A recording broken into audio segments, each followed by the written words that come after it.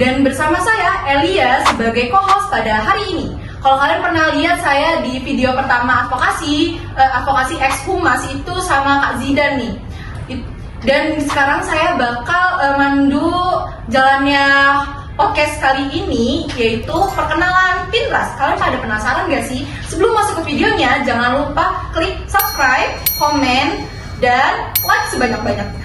Kalian penasaran gak sih apa saya panggil aja sekarang? Panggil ya, pastinya dipanggil dong. Boleh masuk Pinras ya?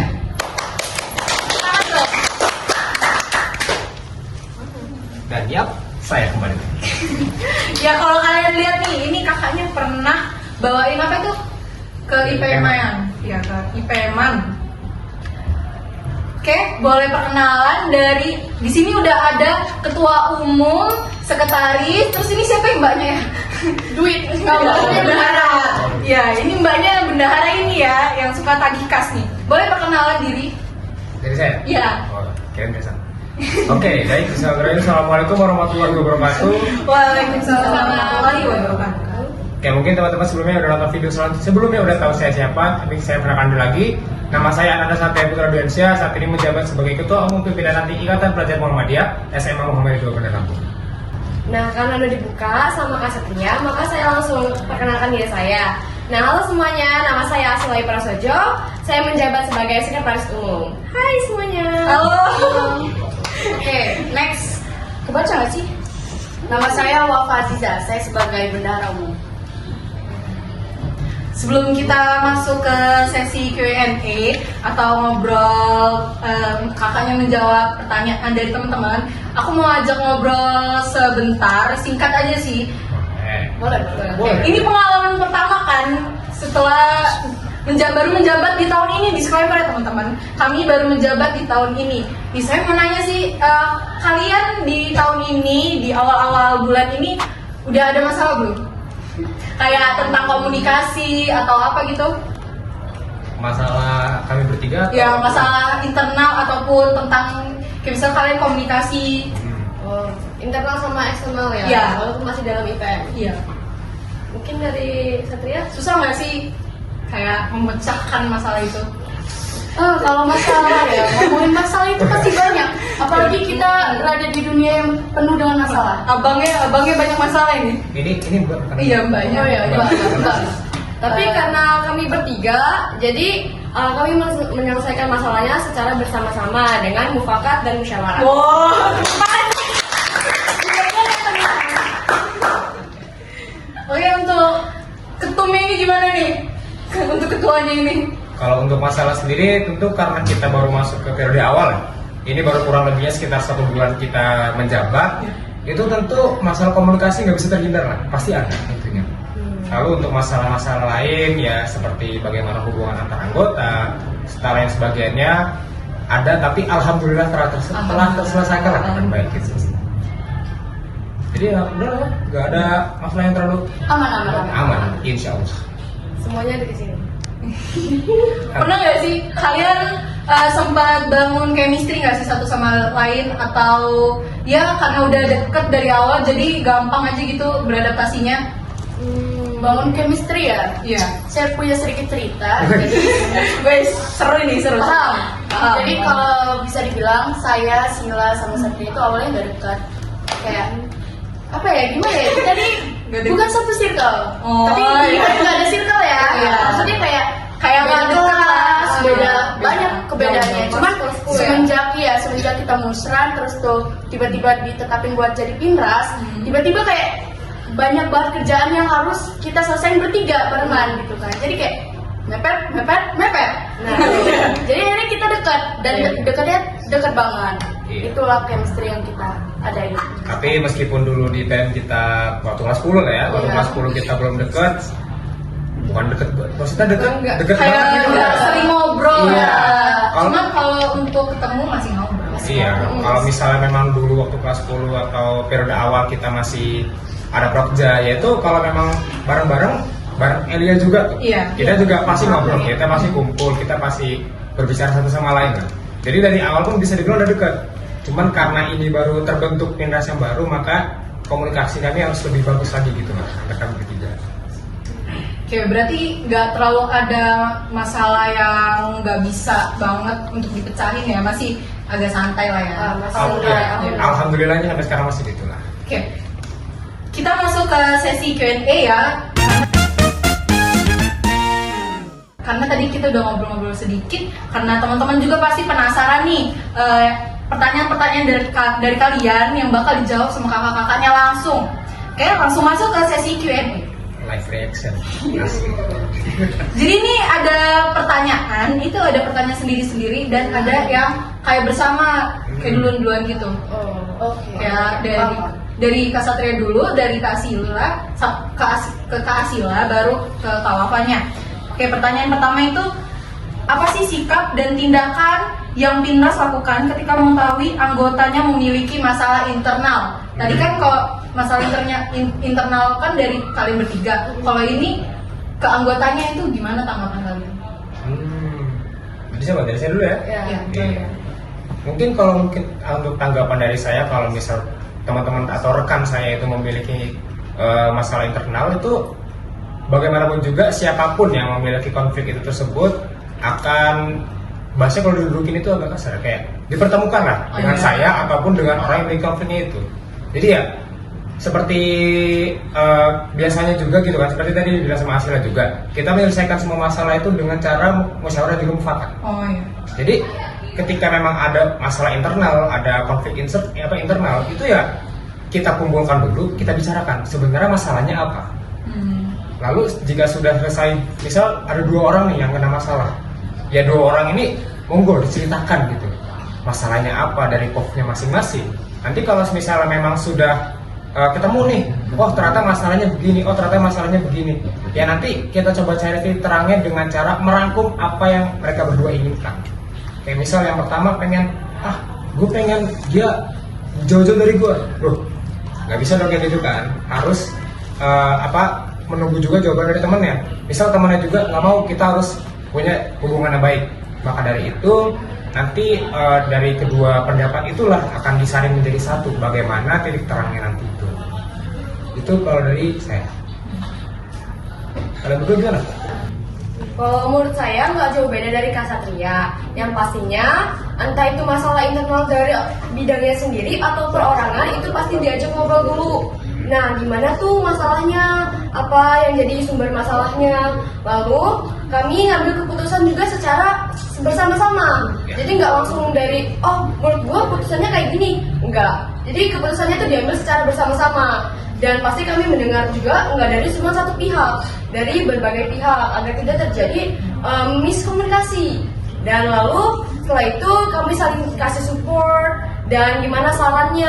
Lalu setelah itu kami terus memantau gimana apakah masalah selesai atau enggak. Jadi enggak pas sudah dimusyawarahkan lalu kami tinggalkan gitu aja enggak. Iya. Udah, itu menurut saya sih kayak gitu. Mungkin kayak next. Menurut Wafa gimana? Kalau menurut saya sebenarnya ada sedikit berbeda nih. Oh.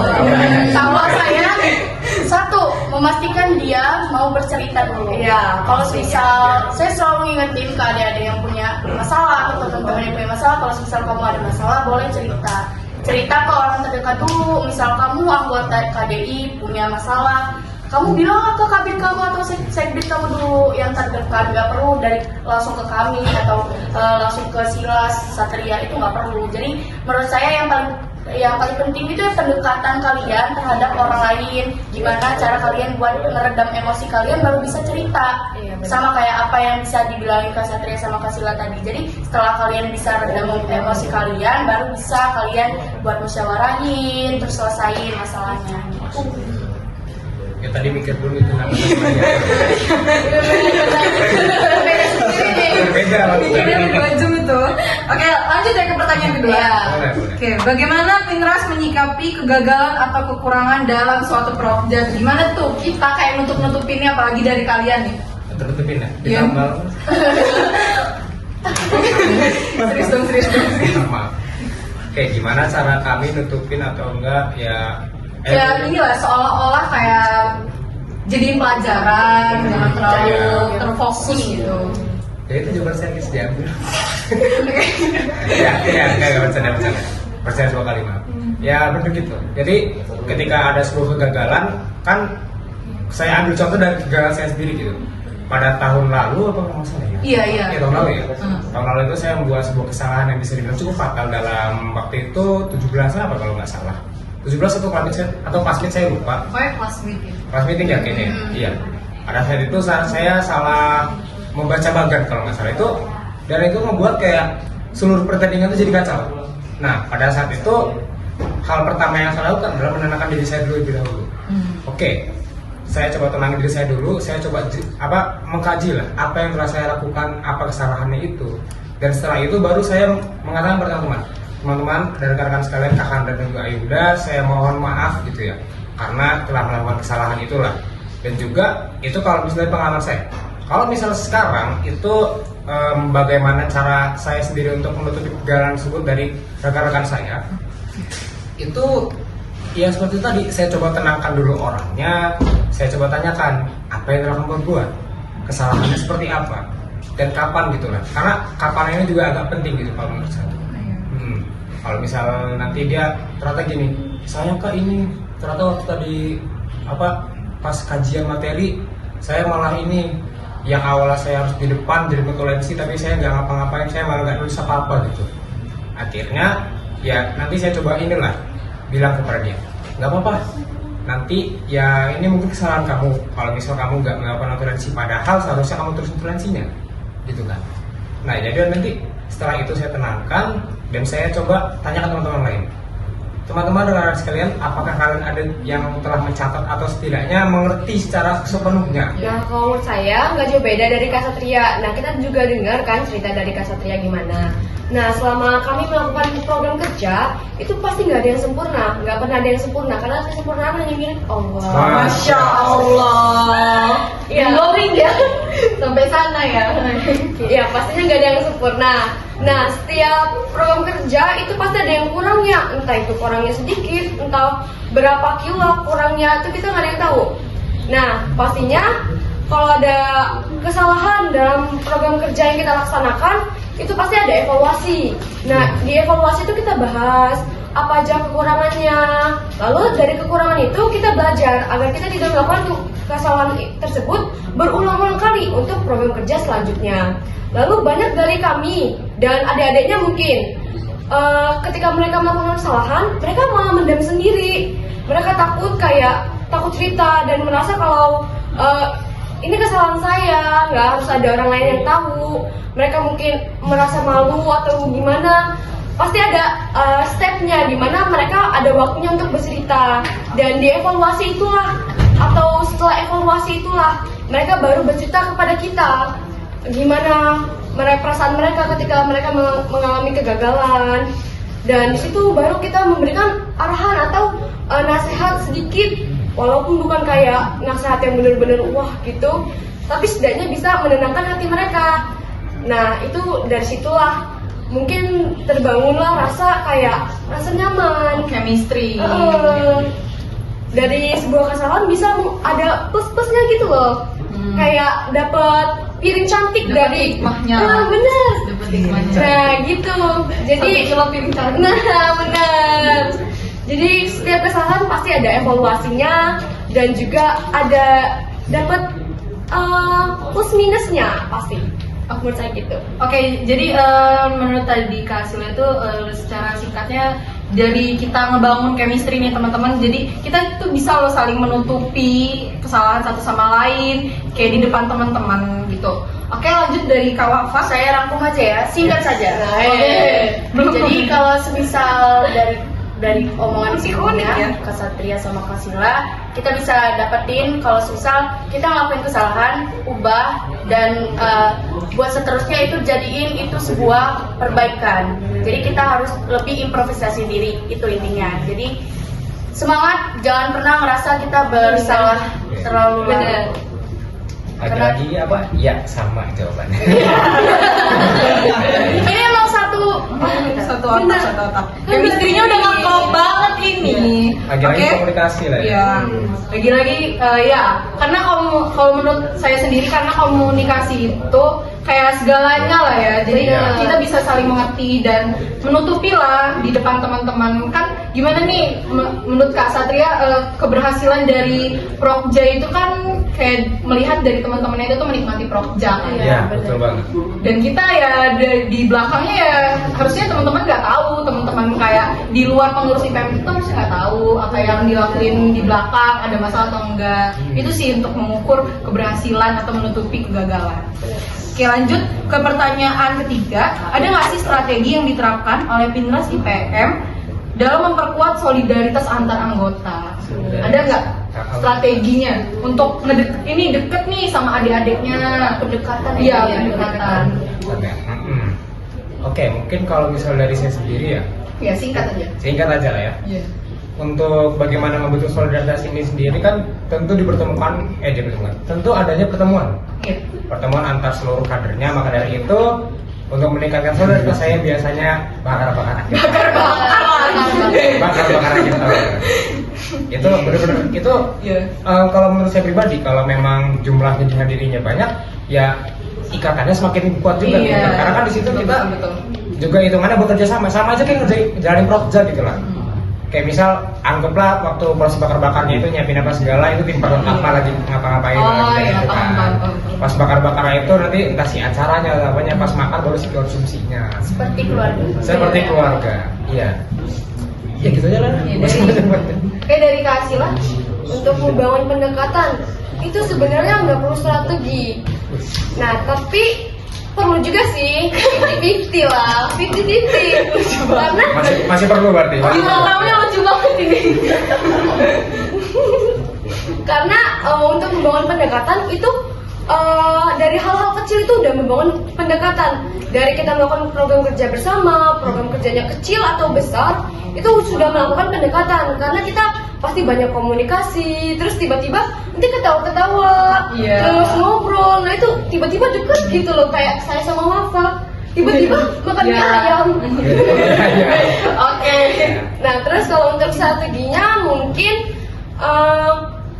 saya ikut berbaur sama mereka, Oh, iya. menyamakan pembicaraan mereka agar tidak menjadi canggung.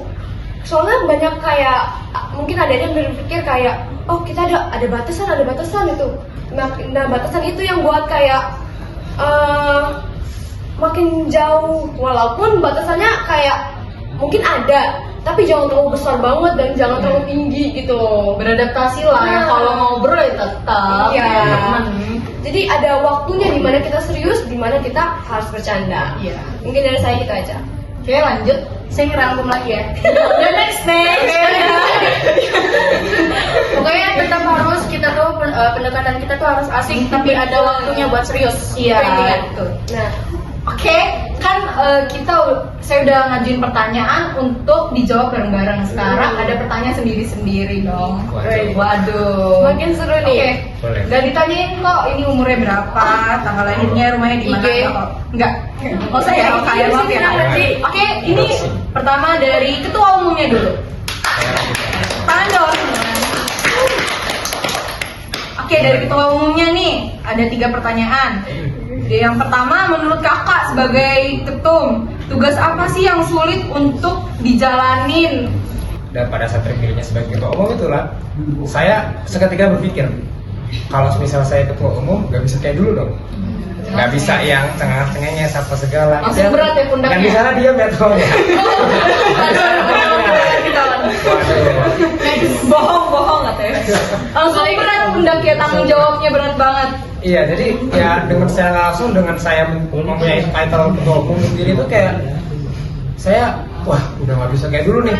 Kalau misal ketemu teman-teman atau teman-teman dari lainnya lah, atau bahkan kakanda dari atau dari PC atau PD, saya udah nggak bisa kayak bersikap seenaknya lah, udah nggak bisa yang kayak weh ya mungkin teman-teman yang di sana juga tahu Boleh dong, record.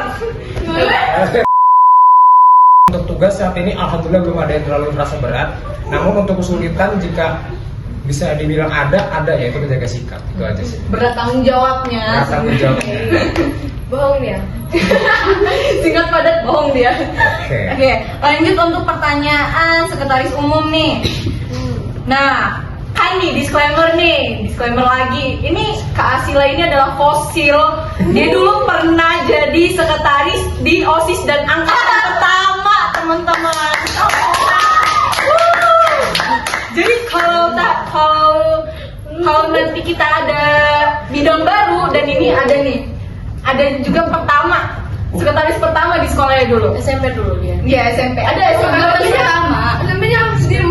Oke, ada pertanyaan bagus nih. Tugas utama sekretaris di IPM apakah sama dengan sekretaris di OSIS? Buat surat. Nah, secara umum sama. Sama. Pastinya mencatat rapat, Oh, terus mendata hasil dokumen-dokumen penting. Nah, terus habis itu surat menyurat. Nah, itu secara umumnya sama pastinya. Mungkin yang berbedanya itu di OSIS kan lingkupnya tuh cuma sekolah doang. Oh, Nah, iya. kalau di IPM ini ada asal-asalan lagi gitu. Ya, yang udah dijelasin sama Bener. Kak Satrianya. Sama Kak Satria. Di video sebelumnya. Iya. Ditonton guys. Ditonton. Kayaknya berarti besok Kak Satria sama yang ini masih bersambungan ya. Iya. Nah, jadi bedanya cuma itu aja sih. Sisanya sama. Kalau surat menyurat juga sama. Mungkin bedanya tuh surat IPM kayaknya makin banyak. Iya, soalnya lebih banyak. Soalnya kita mencakup itu banyak banget Oh, kan, nggak cuma banyak. ranting. Cabang, daerah, wilayah gitu. Banyak banget dan mungkin ada tantangan tersendiri ya. Gak jauh beda sih. Iya. Menurut saya. Dan juga kan kalau memang di OSIS itu biasanya dia untuk ketua OSIS ini kan biasanya ada ketua 1, ketua Iya. 2 dan juga ada wakil ketua. Oh iya. Nah, dan juga untuk Asila sendiri sebagai sekretaris umum juga menurut saya merupakan tugas yang cukup berat. Iya, berat Karena di samping beliau menjadi jadi sekretaris umum, dia menjalankan tugas-tugasnya juga. Asila ini juga teman-teman biasanya menggantikan saya ketika dalam forum itu saya tidak bisa hadir. Gitu. Jadi ya bedanya itu yaitu dengan ketos yang biasanya kalau misalnya nggak ada mungkin Ada bisa wakilnya. iya ada wakilnya atau mungkin ada ketua 1, ketua 2-nya enggak. Kalau misal di IPM itu biasa langsung diwakilkan oleh sekretarisnya. Iya, karena di IPM itu nggak ada wakilnya. Iya betul sekali. Lanjut ya untuk pertanyaan untuk Mbak yang satu di ujung itu, Kak Wafa. Itu nih dari 1 sampai 10 sesulit apa jadi bendahara dan kenapa? Bendahara. Udah katanya segini. Ayo. Sebelas Berapa ya? itu? 1. Maksud sini Berarti mudah. mudah-mudahan. Mudah-mudahan. Kalau jadi bendahara di awal periode sebenarnya masih enteng pundaknya. Mungkin nanti di musra. Oh iya, di akhir-akhir ya. Bener. Apalagi nanti kalau kita udah naik kelas 12. Iya. Iya. Biasa kalau saya pegang duit orang. Oke, lanjut untuk pertanyaan untuk Satria. Pertanyaan kedua. Nah, gaya kepemimpinan Satria itu gimana? Apakah asik, otoriter, atau gimana nih? Waduh. Ya menurut ini dari sebelum dari POV-nya Satria, POV-nya Asila sama Wafa, menurut kalian apa? Abstrak. Abstrak gimana tuh? Dia kalau saya jawabannya sama. Dia bisa gimana ya? Dia bisa menyesuaikan situasi. Serius seperti Oh, itu iya. ya. Tapi sebenarnya masih bisa enjoy. Ya gitu, benar. Kalau menurut saya, ya abstrak sih. Gak bisa. Ini kalau kalian mau cari cerminan laki-laki tidak bercerita ini guys. Ini laki-laki tidak bercerita tiba-tiba melakukan aja. Kalau menurut Anda sendiri gimana nih kelakuan Anda? Ya, Dan dia Iya. Gimana ya kalau bisa ditanya? Oh gini mungkin bisa saja. Jadi gini, untuk menjadi seorang saya ambil secara luasnya aja lah ya. Iya. Untuk menjadi seorang pemimpin itu kan saya punya 2 opsi. Menjadi seorang pemimpin yang segan dan juga tegas, atau menjadi seseorang yang berbaur dan juga senang oleh rakyatnya. Kalau misal kita mengambil contoh di sebuah kerajaan itu kan biasa raja itu akan sangat disenangi warganya kalau misal dia turun ke masyarakat, dia mengayomi gitu kan. Nah, mungkin itulah gaya kepemimpinan yang saya pilih. pertanyaan untuk bendahara lagi. sejauh ini jenuh atau enjoy jalaninnya? Kayak enjoy. Ada pernah ini gak sih kesulitan atau untuk sekarang ada yang pernah kayak keselip atau kayak tugas sulitnya tuh apakah nagih? Kalau di bendahara ini masalahnya manajemen emosi. Bukan manajemen waktu atau uang lagi, emosi. Iya, emosi karena udah lagi mereka yang ngutang, mereka yang marah-marah gitu kadang teman-teman. Tapi saya akan jauh lebih galak dibanding mereka, tenang aja. Oke, lanjut ke ketua umum lagi. Masih ada. Ini pertanyaan terakhir nih. Oh. Dari teman-teman ini banyak banget nanya tapi kita rangkum ya. Jadi ini pertanyaan terakhir. Pernah cekcok nggak sama bendahara atau sekretaris? Barusan. Kita tutup. Kayak cekcok, kayak beda pendapat tentang kayak ngelihat adik-adiknya ataupun ya tentang kalau misalnya ada event gitu, pernah nggak sih kayak cekcok, kayak sulit banget untuk nyatuin satu pikiran? Mungkin ini kalian tapi setuju nggak setuju nggak ini sama jawaban saya? Coba dulu lah ya. Diwakilin. Bener-bener tiba-tiba dikeluarin kan di sini. Enggak. Jadi gini, kalau misal saya sendiri ya, sebenarnya itu untuk hal cekcok seperti perbedaan pendapat, kayak misal nggak ada yang berbeda pendapat, kalau menurut saya itu nggak pernah kayaknya. Karena biasanya saya itu membiarkan dulu lah kalau mereka berdua nih apa pendapatnya, nanti setelah mereka berdua sudah mengutarakan apa yang mereka ingin katakan, baru saya pikirkan apakah benar mereka berdua ini pendapatnya bisa dilaksanakan. Kalau sekiranya bisa, oke, saya tambahkan pendapat saya, lalu saya tanyakan lagi ke mereka, gimana kalau misal ditambah masalah ini. Oh, kalau ternyata kami bertiga setuju, oke, hal itu pun dilaksanakan.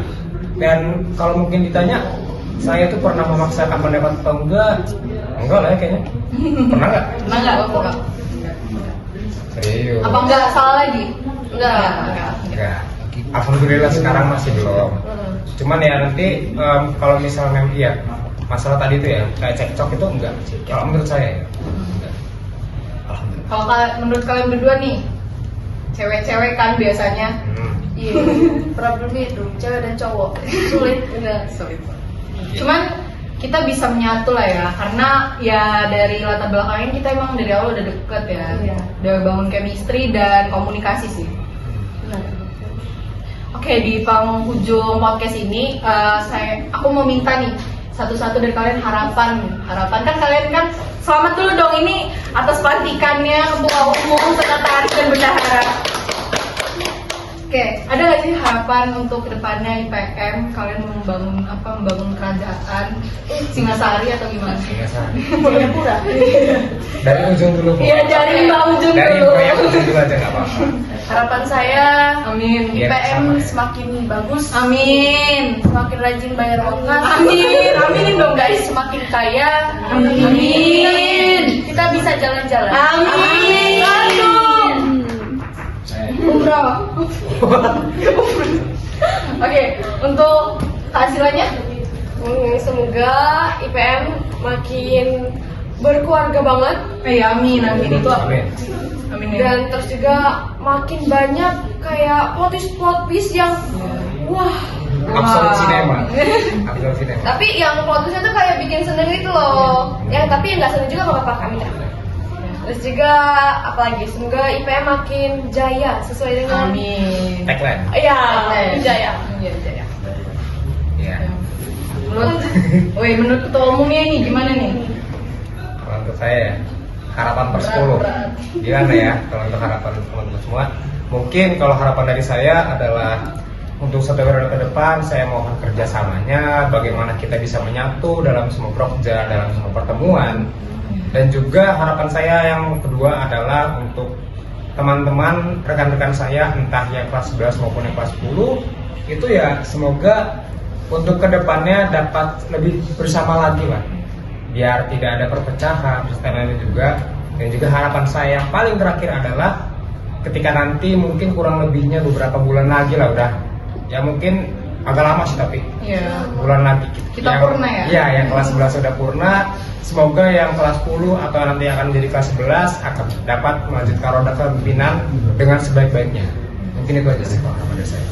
Oke, jadi intinya guys, kita berproses bareng-bareng, berkembang bareng-bareng. Kita tunggu juga bareng-bareng dari kita, kan kita juga baru, kita belajar bareng-bareng sama-sama sama adik-adiknya kan, karena kita di sini semua keluarga.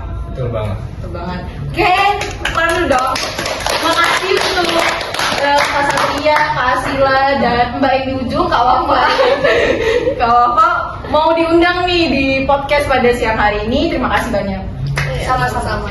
Sama-sama. Oke, terima kasih yang sudah menonton. Jangan lupa teman-teman untuk like, subscribe, dan komen. Dan jangan lupa yang belum follow PRIPM SMA Muhammadiyah 2 Bandar Lampung dan SMA-nya juga ya. Dan jangan lupa untuk follow kakak-kakaknya nih. Nih boleh nih. Nih follow saya juga. Boleh di sini nggak? Boleh Ada di sini ya?